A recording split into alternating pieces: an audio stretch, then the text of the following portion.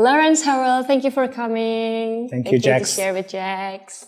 Okay, can you please describe with your own words who Lawrence Howell is? Okay, obviously I'm an Australian. I was born and bred in Melbourne. And in 1994 I moved to Singapore.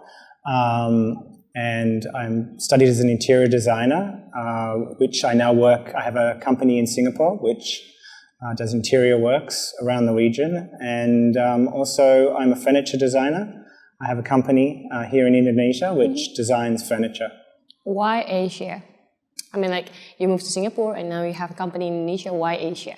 It was sort of a circumstance of chance. I had a few friends who came up to Singapore at that time, just after we all left university. And one of them called me one day and asked, would I like to come up to and join them? So I did. Basically, the reasons being Australia at that point was kind of quiet in terms of economy. There wasn't a lot of large-scale projects happening, and Asia was really the place of growth and opportunity. So that's why I joined them. All right. Please describe your arts to us. Art. Okay. Obviously, interiors specialize in all different types of projects, commercial, residential. I don't have a specific style. Actually, one of the things that I like to embrace is diversity in types of projects and styles of projects. I enjoy taking on the challenges. We're going to cut it for a while. Okay. Am I speaking too fast? Can you please describe your art to us? My art. I'm an interior designer by training. So I focus on the creation of interior spaces for people, both private and commercial spaces. Also, in the last couple of years, as I mentioned earlier, I've started up a furniture company, which I design furniture for. I mean, how do you see it? Is that any specific taste of your art? I guess, every designer has their own particular signature or style. I'm not fixed on a particular style. I think it's more about the way I go about the work than creating a particular look and feel. It's about creating spaces that people can enjoy, that are designed to meet the client's needs and their sort of vision. I think it's very important as a designer to tap into what your client's vision is, rather than overlaying your own ideals or sort of strict rules onto the client's needs. Okay, but how did you get the idea of making designs? Like, where did you get it? All around me. I'm one of the type of people that I'm always looking at things. I'm always, whether it's, traveling around the world when you're on holiday and you see interesting, ancient, sculptures or structures that influence your work, or whether it's, I love to read magazines. I still, buy all the design magazines I can, books, internet. Obviously these days, Instagram, Pinterest are obviously great sources of inspiration. Okay. But even the smallest things, whether it be, nature is a great source of inspiration. Colours, the way colours come together. Sometimes in nature you see the most beautiful visions, whether it's a sunset, flowers, gardens, trees, those sort of things. It really, you can get it from anywhere. You can get it from anywhere, but what's your idea of originality? Originality.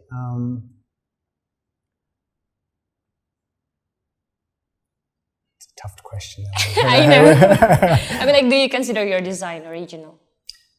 I think every designer is influenced by what has gone before them. Yeah, what has gone before them. We can't, when no man is an island, that sort of concept.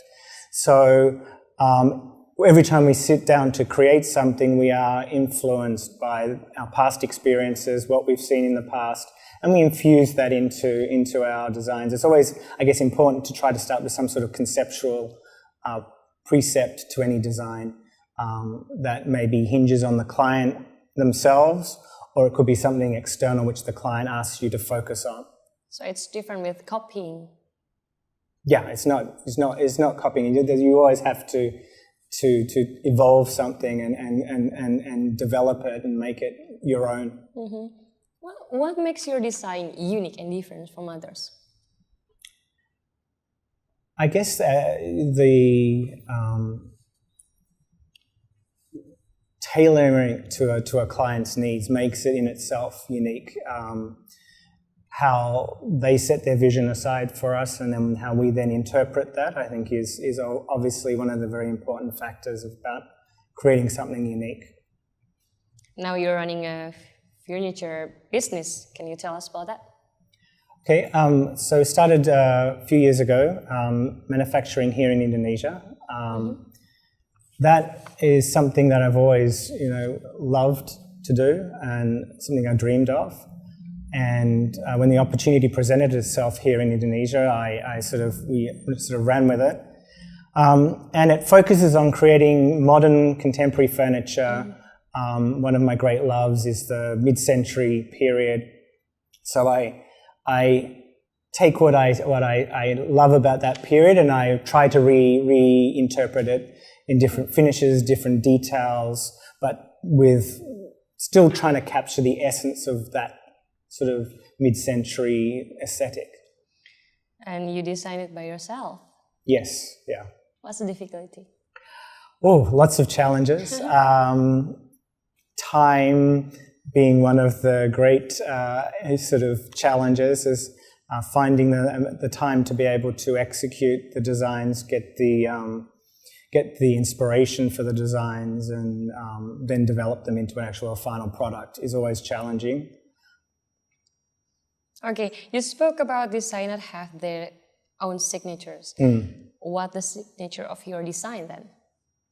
Signature of my design. Always a difficult question to, I think, answer yourself personally. I think probably other people would see this probably more clearly. I think my own signature would be modern, contemporary. I love colour, but the right balance and use of colour. The way I deal with spaces, making spaces personal, intimate for people's use, I think is very important. And just the way about it, the way I want to create communal spaces and spaces that people can enjoy. All right. During your career, what's the most memorable moment and why? Most memorable moment.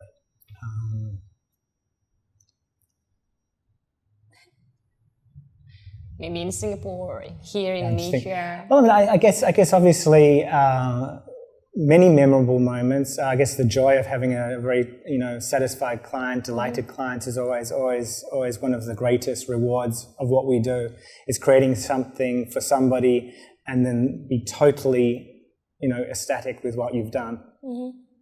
I guess one of the sort of bigger ones would be we did the Scarlet Hotel in Singapore, and that was very well received and a very won several heritage awards, etc. in Singapore. So that obviously was a very big sort of turning point for us as a company. Can you tell us about Kukasa? Kukasa? Well, Kukasa is my furniture brand.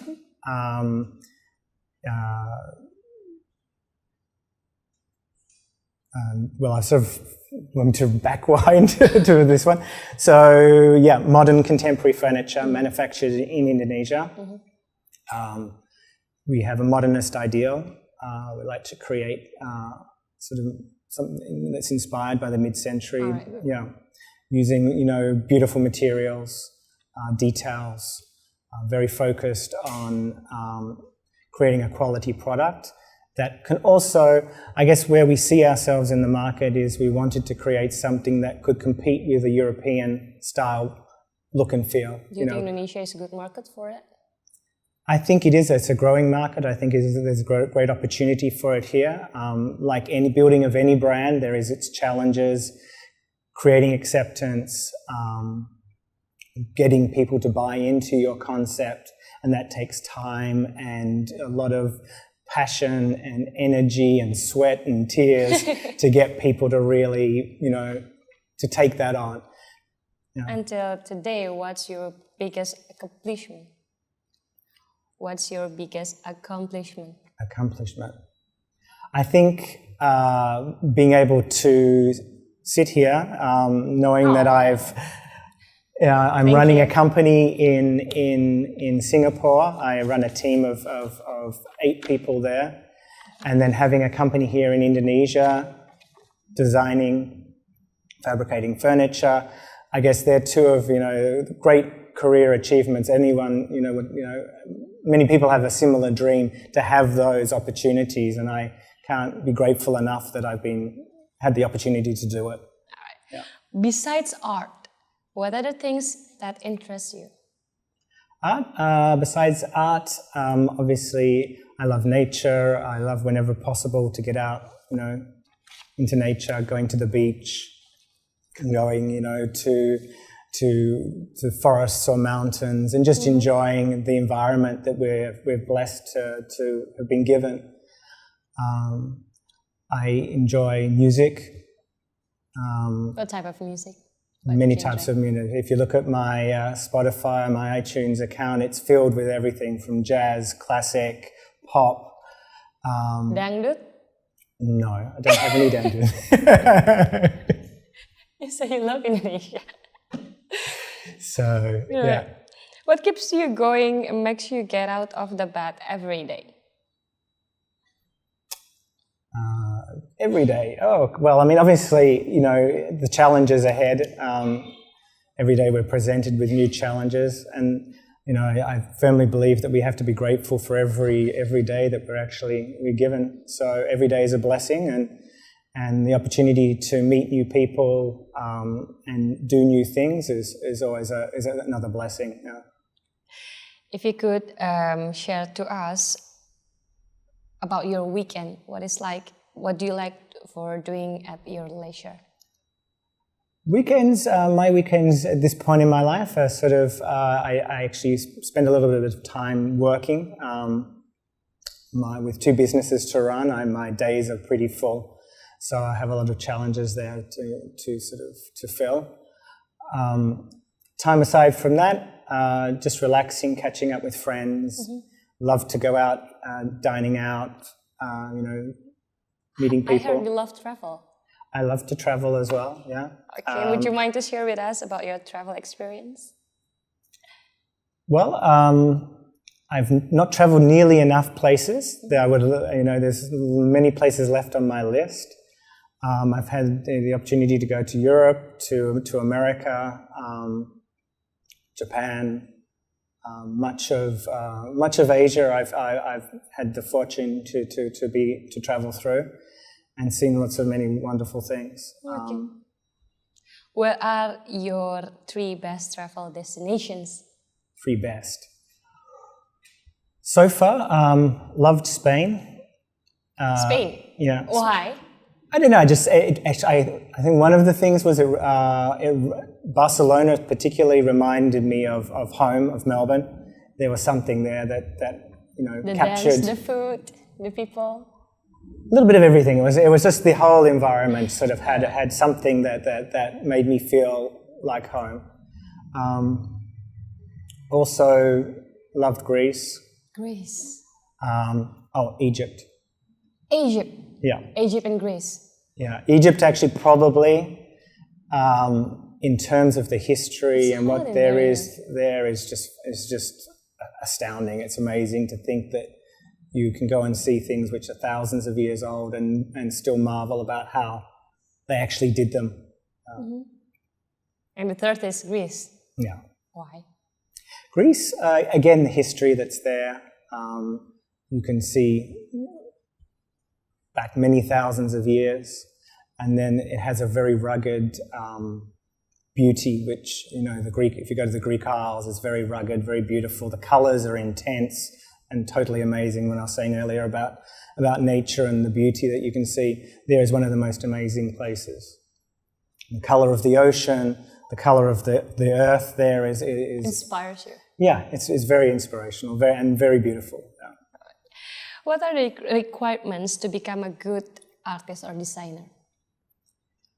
I think passion is probably number one. You need to really want to do this. You need to be hungry to go out and look and search for new ideas and inspiration in everywhere you go, every turn. You need to find inspiration. So I think passion is probably one of the main things that needs to drive you in your career as an architect or a designer, anyone in the creative arts. Yeah. If you're not who you are right now, what will you be?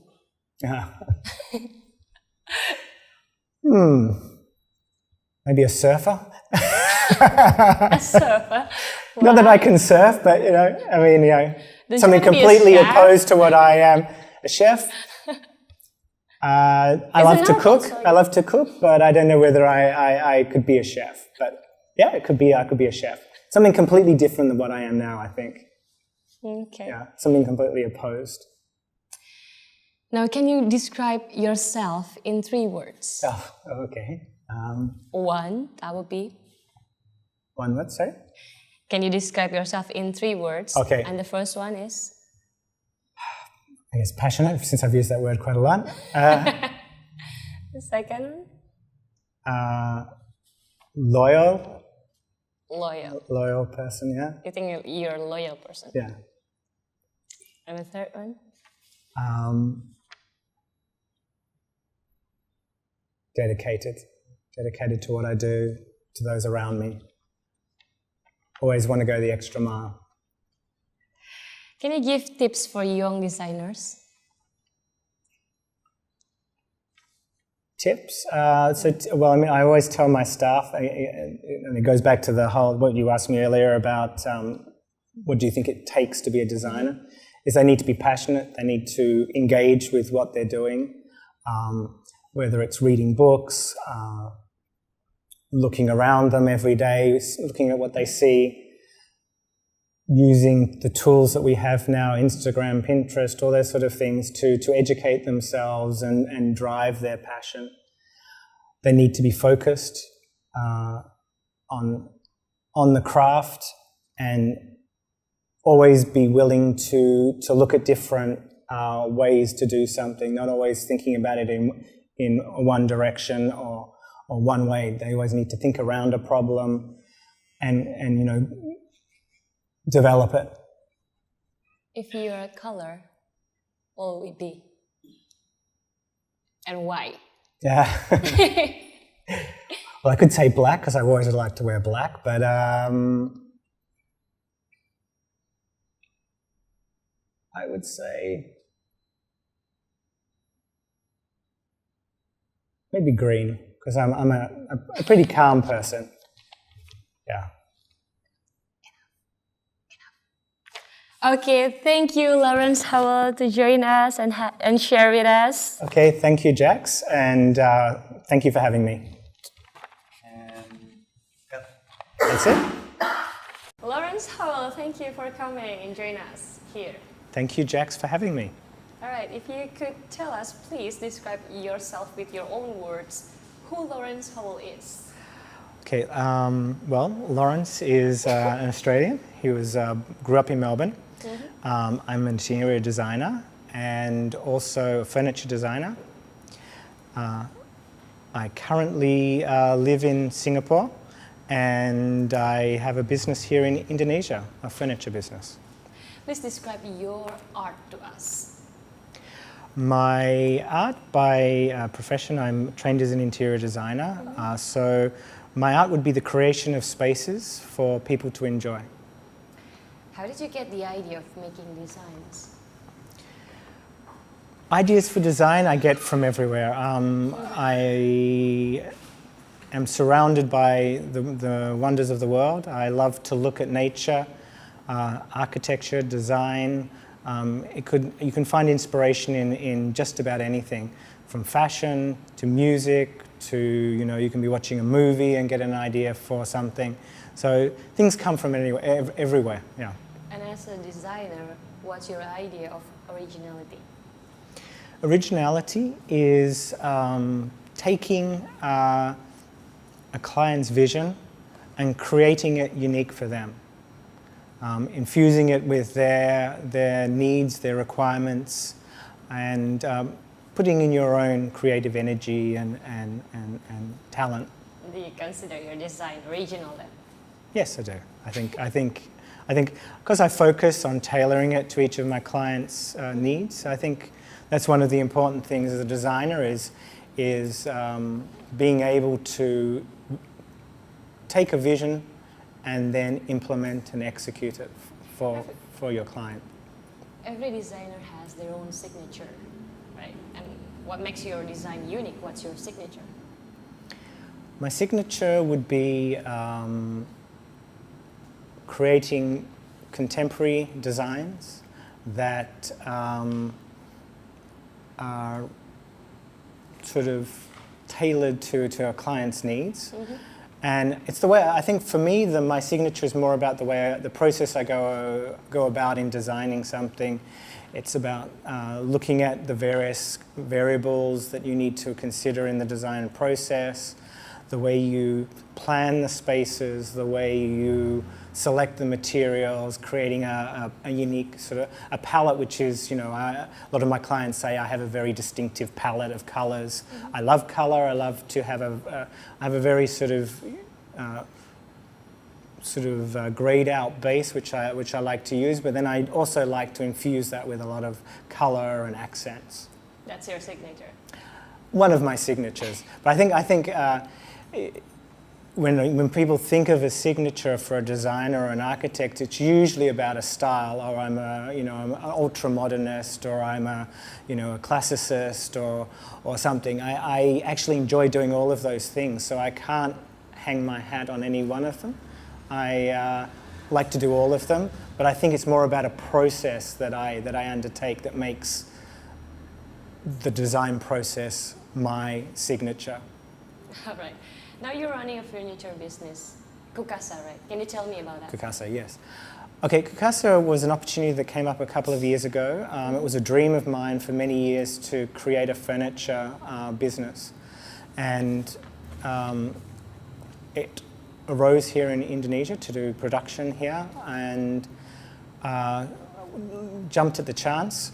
The whole concept of Kukasa is to create modern contemporary furniture. We like to call our sort of style modernist. I love mid-century design, the simplicity, but then infused with very luxe materials. So that is sort of where the design for the brand comes from. And it was also about trying to create a European experience for the consumer, but at a more reasonable price point. So that was one of the guiding principles of starting the brand. You're running your business in Asia and Singapore. Why Asia? Asia, well, it was an opportunity that came about. I've actually been in Singapore now since 1994.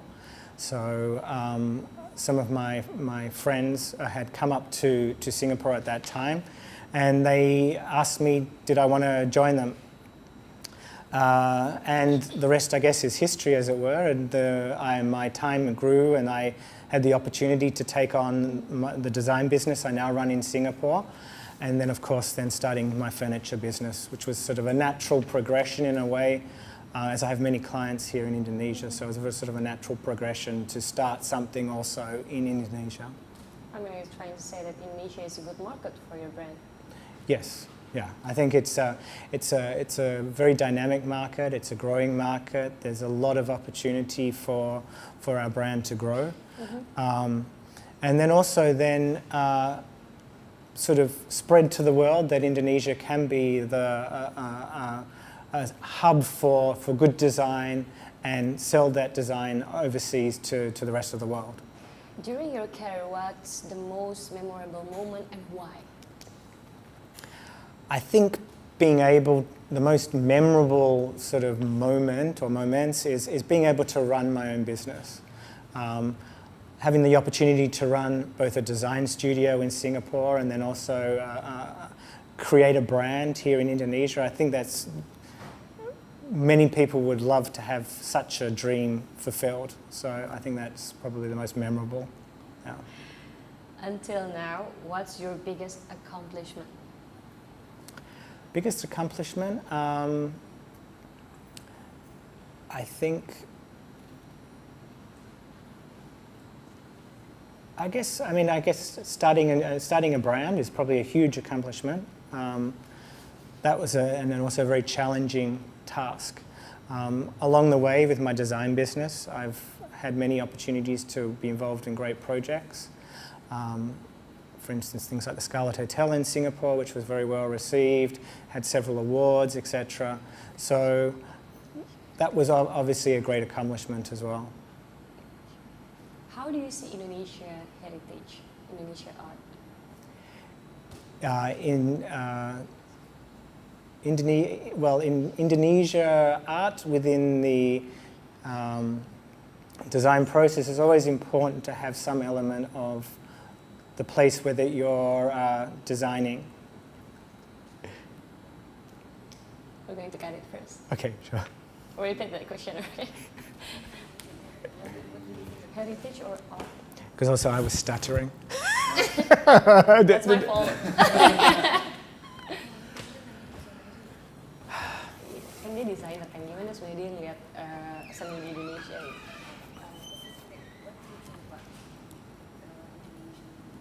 Indonesian art. Heritage. All right. The question is, how do you see Indonesian heritage and art? Okay. Okay. That's the question. Okay. Heritage in art, right? Heritage and art. And or in art. I guess in. In art. Did we say it right? Heritage in art. Did you get my question? Yeah, I know where you're going with it. I don't know that. So you're talking about I mean, like you're a designer. the history of Indonesian. There's so many art in Indonesian, right? Yes. What do you think about it? That could be the Yeah. question, okay? Yeah, I mean you can reword that right later. No, in a minute, okay? You are a designer. How do you see Indonesian art? There's plenty of it. How do you see that? I use a lot of it in my projects. In fact, many of my clients, obviously being Indonesian, collect Indonesian art. I'm working on some projects actually in Bali, one villa project where we're looking at how to infuse the Indonesian essence without being too literal in its interpretation. So seeing how we can explore whether it's the vast history of batik art, ikat art, those sort of things, and in reinterpreting them in a modern and contemporary way that creates the feeling for the people using the space without being too literal in its interpretation. We also have another project here in Jakarta where the client wants to create some elements which hark back to their family's roots in Palembang. I don't think I said that wrong. Palembang. That's fine. That's fine?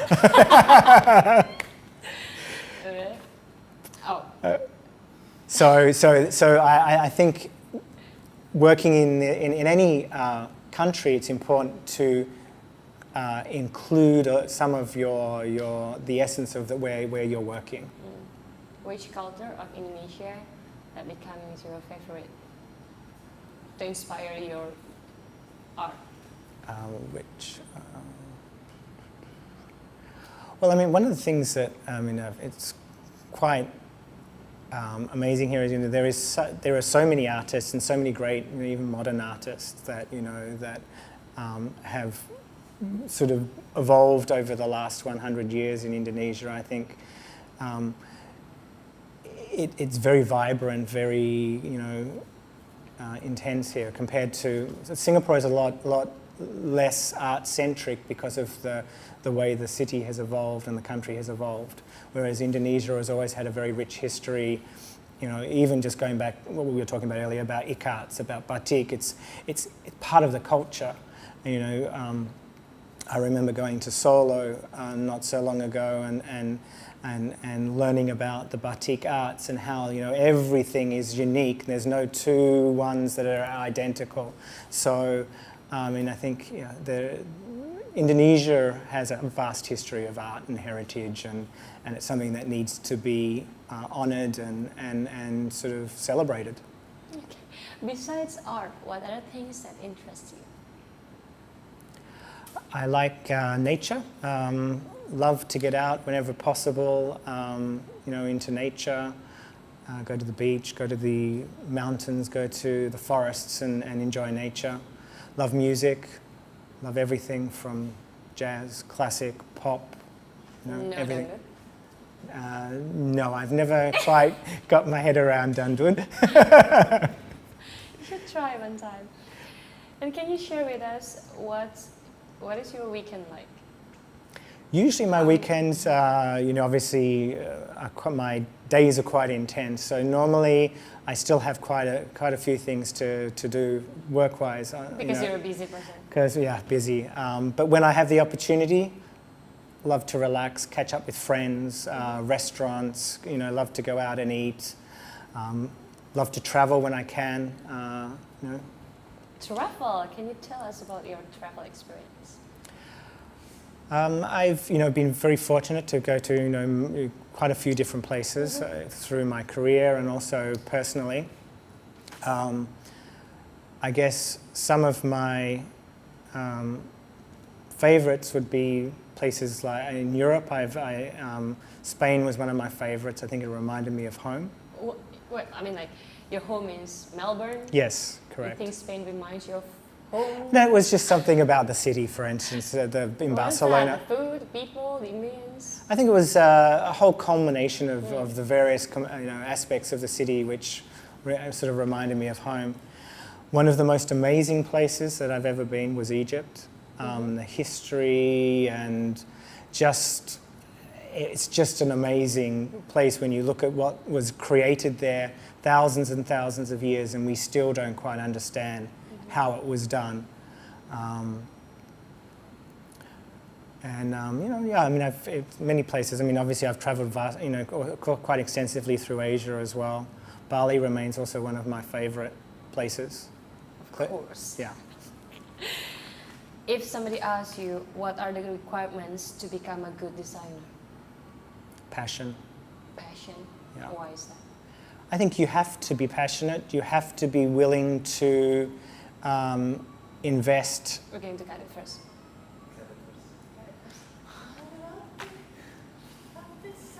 Do you hear that? Yes. It's snack time. Where's Masim then? I'm still here. Oh man, I really get nervous when he's around, you know, I don't know why. I mean, like, when I realize he's not in this room, I feel more light to ask him questions. Don't you realize? Oh, man. Okay, we're cool? Okay. We're going to repeat that question. What are the requirements? Because you want me to blow it. Let's go. Thank you, Lawrence, for becoming such a great sources. Okay. My question is, if somebody asks you, what are the requirements for becoming good designers, what would it be? I think one of the most important things is passion. Why passion? I think to any creative field, I think you need to have that drive, that passion to go out and explore and get knowledge and really invest your time in it, because it really is. It's not just. I mean, you obviously need to be creative, but you need to be able to apply that creativity, and you need to have the desire to go above and beyond, because sometimes design, it's not about completing something in a few hours. Sometimes there is no end to it, and you can keep designing and reworking and improving upon design. So it's about having that drive to be able to do that. Do you ever feel stuck in your work? I mean, we're talking about creativity. Yeah. I really feel like I'm done with this. I'm stuck. There are times, yes. How do you And get out? the way that I found the most, that usually whenever you have something that you can't solve, it's because you're usually thinking about it too much. So you need to let your mind clear and you need to let yourself relax. And that's where, you know, that passion and that will be refreshed, and you usually find the answers when that happens. You keep calm first, right? Yeah, try to keep calm, yeah. Okay, what keeps you going every day? And like, what makes you get out of the bed every day and feel happy? I think obviously we're every day is a blessing, so we have to embrace that. But I think challenges, you know, and you know, having the opportunities that I have, I can't not but be thankful for what I have to look forward to every day. Of course, every day doesn't always run as you would like it to run, but that's part and parcel of any business and any life, I guess. So you have to embrace it. Is there something you regret from the past? No, I don't think so. I don't think there's. Of course, there's always be things that have not gone quite as good as they could have, but yeah. Oh man, you're a happy person. Try to be. Try to always remain positive. Okay. What are your failures in life? Sorry, with the What are your failures in life? values. I believe, well, in terms of values, obviously that we, you know, have to respect all of the people around us. We're all only as good as the people that we surround ourselves with.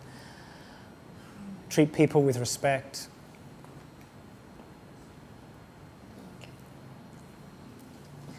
Sorry. You're really disturbing me. All right. Can you describe yourself in 3 words only? The first one would be? Passionate, I think. The second one? I think loyal. And the last one? A dedicated person. I think Do you think that those 3 words describe yourself? I guess in sort of, not in a physical sense or anything, but in more like a sort of a psychological sense. Okay. If you are not who you are right now, what will you be? Something completely opposite to what I am now, I think. Such as? I don't know, maybe a surfer or maybe an artist or, yeah. An artist? Yeah, I mean, I like to paint. I do paint and draw sometimes when I have time. Do you want to be a chef, maybe? It's an art also. It is. I like to cook, but I don't know whether I could be a chef. And it's not something that's ever struck me as something that I'm passionate about. Something I like to do, but not necessarily something that I perhaps would pursue. Okay, if you have to give some tips for young designers, what would it be? Always, you know, engage in your craft. Be passionate about it. Always look at everything around you and learn from it. You know, we're surrounded by the wonders of the world, whether it's nature or the man-made world, and there's always something to learn and there's always something to be inspired by. So constantly keep your eyes open, be dedicated, work hard, and you can do it. Okay, since you are a designer, I wouldn't ask you about colors, but I would ask you about, and this is my last question. Okay. If you are an animal, what would it be and why? Animal.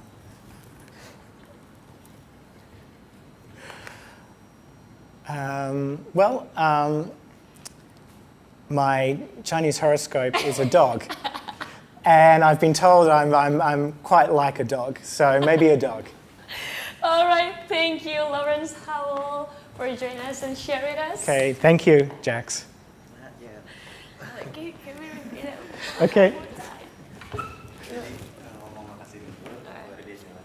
Okay. So you say thank you first. Yeah. Then while you're sitting down. Okay, so. After you say thank you, then you can walk. Okay. So I just say thank you, Jax, or how do you want me? Thank you, Jax. for I'm your going time. to say Yeah. thank you, Lawrence Howell. Lawrence Howell. Okay. Very good. Yeah?